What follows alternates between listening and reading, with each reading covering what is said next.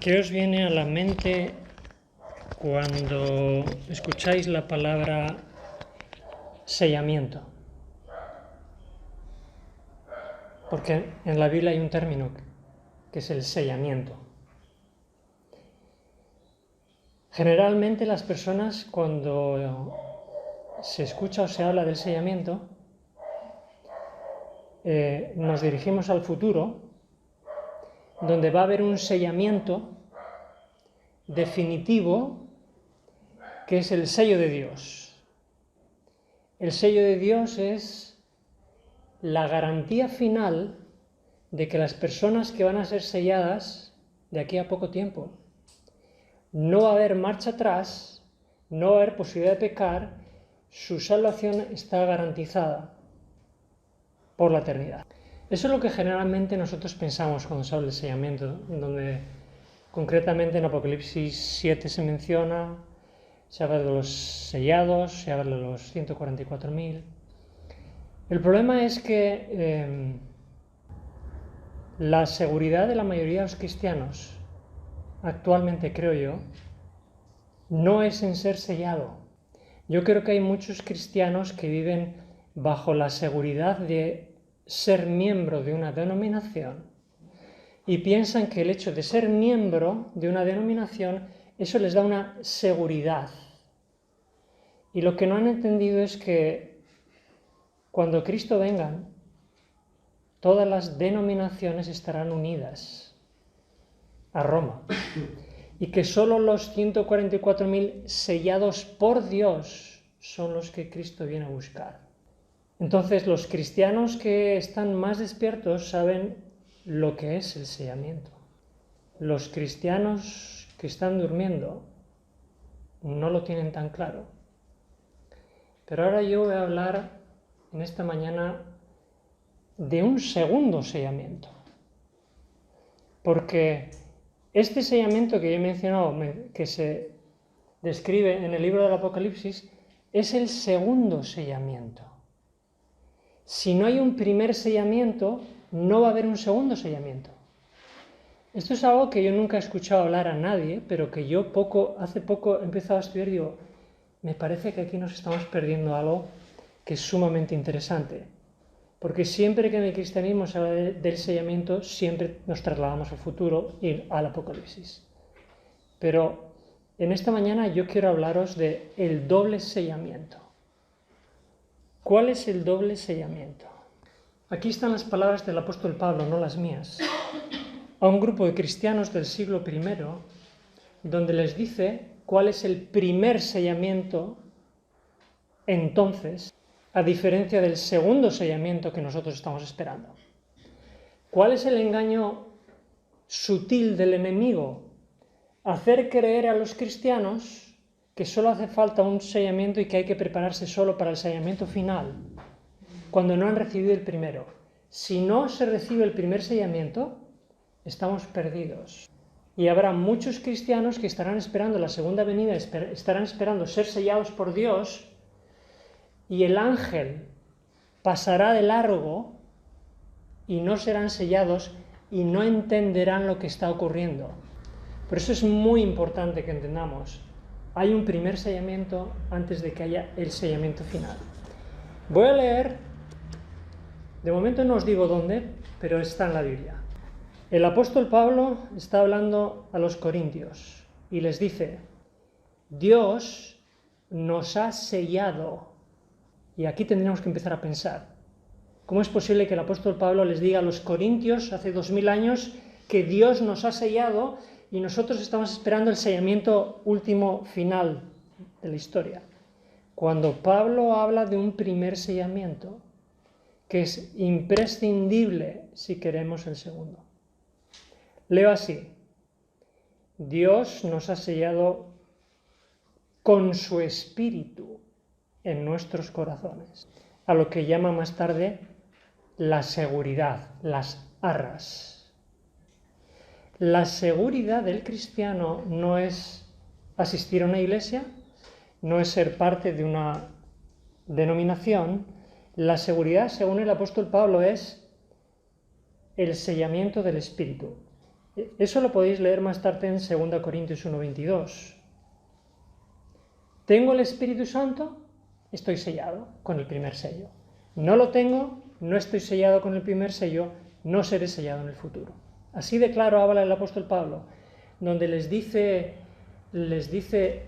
a los efesios, fijaros que se repite la idea, Efesios 1, 13, 14 dice, fuisteis sellados con el Espíritu Santo de la promesa que es la garantía de vuestra herencia. La garantía de nuestra herencia es el Espíritu en nosotros.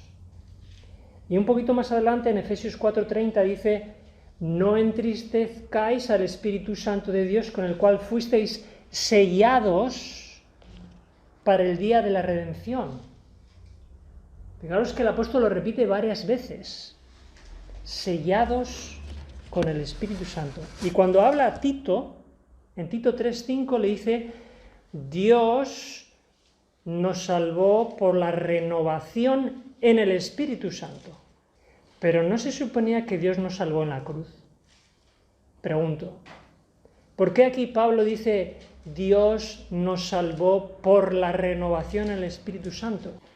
Porque cuando Dios salva, el Espíritu Santo sigue haciendo una obra, el Espíritu Santo toma la vida de una persona y queda sellada, garantizada su salvación por medio del Espíritu Santo. La salvación no queda garantizada porque uno se remoje en un baptisterio de una denominación, sino por el Espíritu Santo en el corazón de la persona. Esa es la garantía. En otras palabras, también usadas por Pablo, las arras. ¿Tenemos la garantía?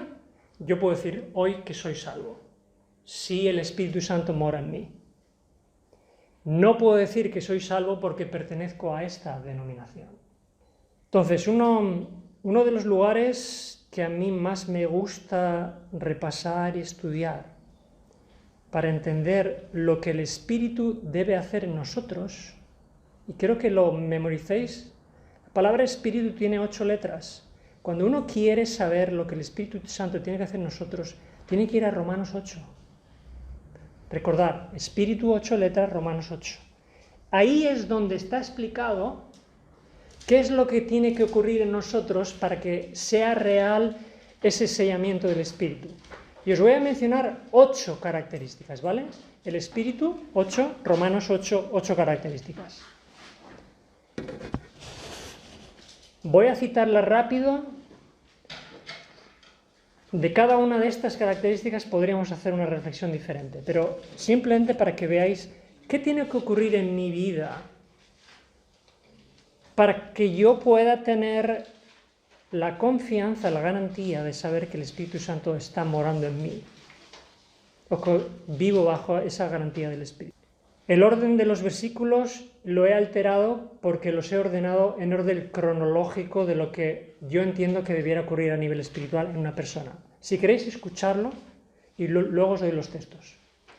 Número 1, el Espíritu Santo mora en nosotros. 2, el Espíritu Santo, cuando mora, habla a nuestra mente. 3, los que están en el Espíritu piensan en las cosas del Espíritu. 4, los que son guiados por el Espíritu Santo son los hijos de Dios. El que está en el Espíritu se deja guiar por el Espíritu, es la idea. 5, la persona que ha sido tomada por el Espíritu Santo, dice Romanos 8, vive según el Espíritu. Y si uno vive según el Espíritu, la 6ª característica es andar conforme al Espíritu. Y cuando uno anda conforme al Espíritu, vive conforme al Espíritu, el Espíritu Santo habla a su mente, tiene los pensamientos del Espíritu y el Espíritu mora en él. Fijaros la 7ª característica. El Espíritu Santo nos ayuda en nuestra debilidad. Somos todos débiles. El Espíritu Santo nos tiene que ayudar. ¿Para qué? Y ahora viene la 8ª. El Espíritu Santo nos tiene que ayudar porque no tenemos masa muscular. El propio Pablo en Romanos 8, en la última característica, Dice, el Espíritu Santo hace morir el pecado. El Espíritu Santo hace morir el pecado. Hablaba esta misma semana con una hermana que estuvo congregada hace poco en una iglesia y se atrevió a decir públicamente que el poder de Dios nos tiene que ayudar a vencer el pecado. No hubo una sola persona que respaldó su idea, cuando es bíblica. Porque el Espíritu Santo hace morir el pecado. En Romanos 6 dice que el pecado no tendrá dominio sobre vosotros. Esas son promesas que Dios nos ha dejado, porque aquí de lo que se trata en esta batalla espiritual es ¿quién tiene más poder? ¿Dios o el pecado, que es el fruto de Satanás? Entonces, en estas 8 características que he mencionado, que están en el versículo 11, 16, 5, 14, 8, 9, 1, 4, 26 y 13, cuando esto es una realidad, lo que ocurre de forma natural es que el fruto del Espíritu se va a manifestar en esta persona. Es la consecuencia natural. Alguno aquí se estará preguntando, sí, Juan, esto está claro, pero esto es la teoría. ¿Cómo ocurre esto? Porque algunos llevamos muchos años en el Evangelio y seguimos luchando con nuestras debilidades, o con nuestras flaquezas, o con nuestros pecados. ¿Cómo ocurre todo esto? Yo os digo cómo ocurre. Ocurre cuando el vaso de alabastro es quebrado. Cuando se quiebra, cuando el Espíritu quiebra al ser humano y quiebra su egoísmo, su orgullo, su amor propio, a base de golpes y golpes y golpes en la vida y dificultades y pruebas, esa base de sufrimiento que el Espíritu va a quebrarnos, humanamente hablando, ponernos en el suelo, como a Pablo, para poder no solo humillarnos, sino romper todo yugo que tenemos todavía con todo lo terrenal. Dicho de otra forma, como Jesús dijo, hay que caer sobre la roca. ¿Qué quiere decir caer sobre la roca? Si yo salto de una altura de 10 metros y caigo encima de una roca, ¿qué es lo que me puede ocurrir a mí encima de una roca? Me voy a romper en múltiples trozos. Va a haber una múltiple fractura seguro del esqueleto. Va a haber heridas, va a haber sangre y va a haber dolor. Si no tomamos conciencia de que solo cayendo sobre la roca de Cristo podemos ser quebrantados para que el Espíritu de Dios pueda obrar todo lo que hemos dicho, solamente así vamos a ser sellados por el Espíritu y vamos a tener la garantía, Dios está con nosotros. Pero Dios estará con nosotros en las heridas, en la sangre, en las cicatrices, en el dolor y en las lágrimas. Es así como todo esto ocurre. Y aunque ocurra, tiene que ocurrir. Y aunque ocurra, puede ocurrir que uno es sellado por el Espíritu Santo y se pierda. Y vosotros diréis, bueno, entonces esto es ya algo que se escapa. ¿Cómo puede una persona ser sellada por el Espíritu Santo y perderse? El ejemplo mejor que existe en toda la palabra de Dios es el rey Saúl, que recibió el don del Espíritu Santo, fue sellado por el Espíritu Santo, profetizó en nombre del Espíritu Santo, escogido por Dios para ser rey y terminó en una reunión espiritista y se suicidó igual que Judas. Entonces, si hemos entendido lo que Dios quiere con nosotros y aun si ocurre el milagro del quebrantamiento y de que el Espíritu tome control de nuestras vidas, el que no persevere hasta el fin no será salvo.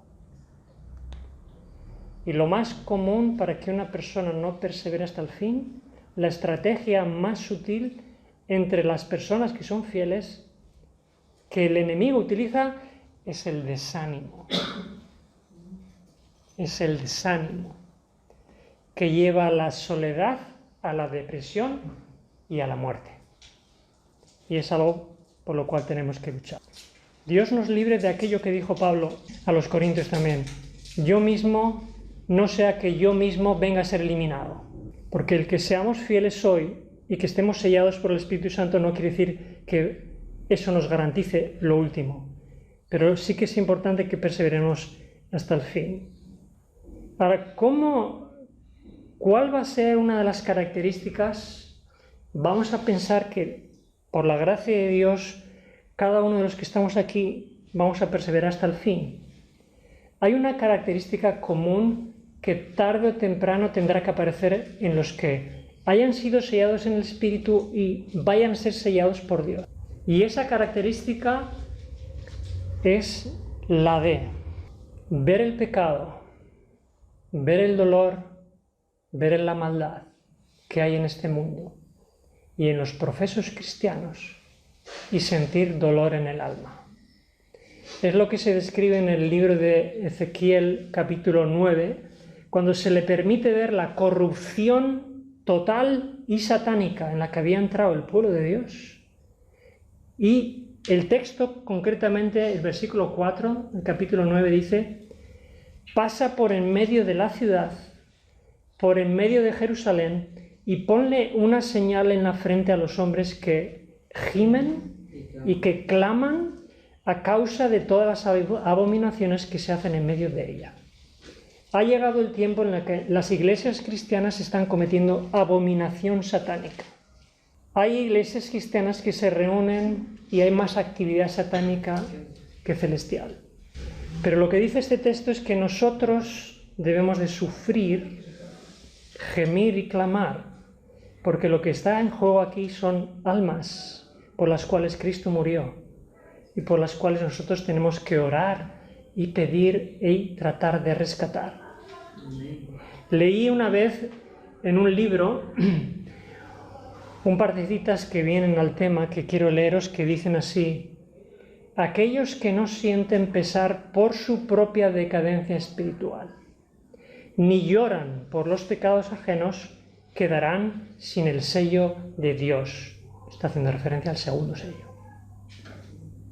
Si no lloramos por los que no están sellados por el Espíritu Santo, nosotros mismos no estamos preparados para recibir el sello de Dios. Y la segunda cita dice: los hijos de Dios están suspirando y clamando por las abominaciones hechas en la tierra y con indecible tristeza se humillan delante del Señor a causa de sus propias transgresiones. No nos humillamos solo por las transgresiones del enemigo, no nos humillamos solo por las transgresiones de nuestros hermanos. Tenemos que pedirle a Dios también humildad para ver nuestras propias debilidades y pecados. Porque es cuando yo veo mi propia debilidad, es que Dios me habilita para ser intercesor para otros. Esa es la idea. Así que nadie será sellado en el tiempo del fin sin que primero haya sido sellado por el Espíritu Santo.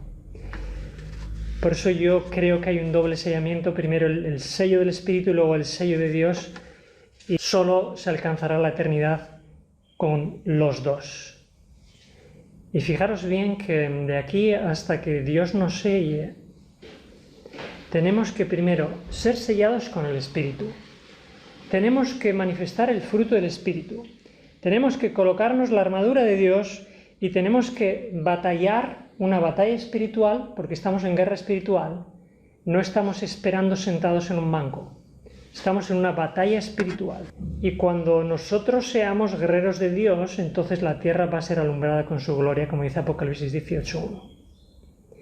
Dice en Isaías 62, tinieblas cubrirán la tierra, esto está ocurriendo ya ahora, y oscuridad las naciones, mas sobre ti amanecerá Jehová y sobre ti será vista su gloria. Estamos entrando en el periodo de más tinieblas de la historia de la humanidad.